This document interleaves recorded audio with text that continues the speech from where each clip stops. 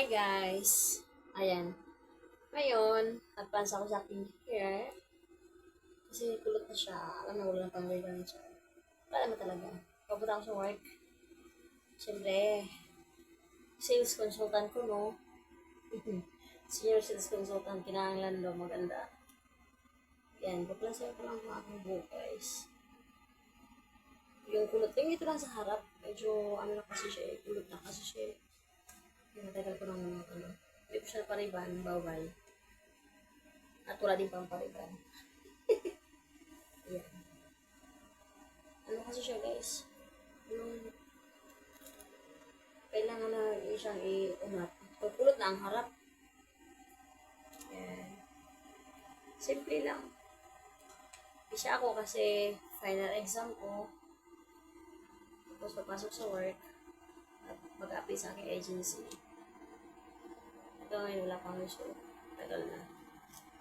Gusto ko nang makapaalis. Kasi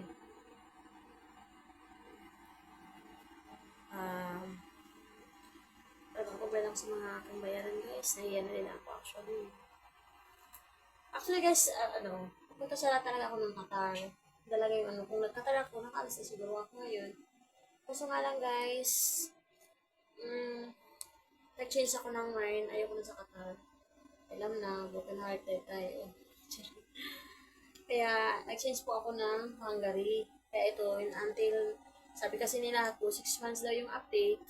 6 months daw ako makaalis. Pinaka 2 months naman ako. Before 6 months naman daw. Yan.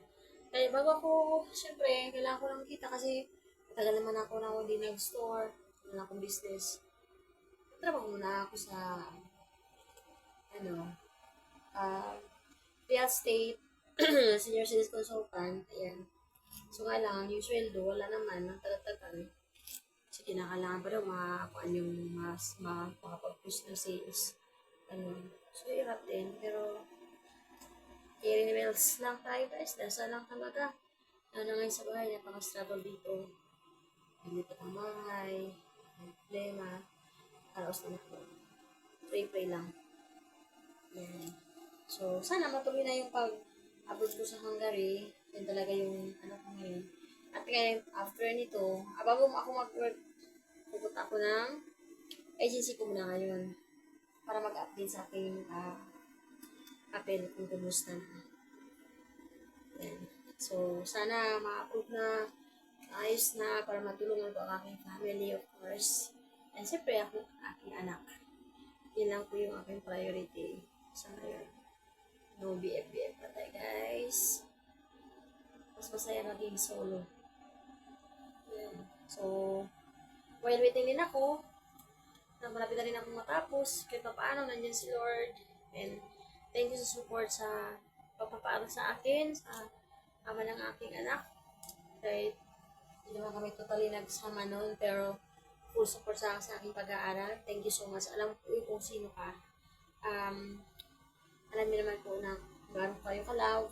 Kahit hindi talaga tayo nagsasama. Alam ko naman po may reason.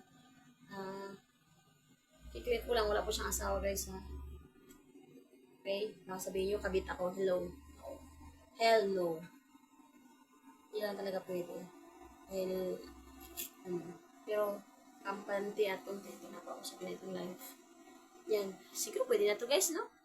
Pabiti-biti ginagmay. Kahit ang hirap ng buhay. Alam ko, sino yung mga naghihintay sa akin. Pero, wait lang kayo. Hindi talaga kayo naalimutan. Pasensya na talaga. Lalo na, hindi ko na babanggitin. Pero alam ko mababait kayo. Pasensya kayo kayo sa akin. Sorry po.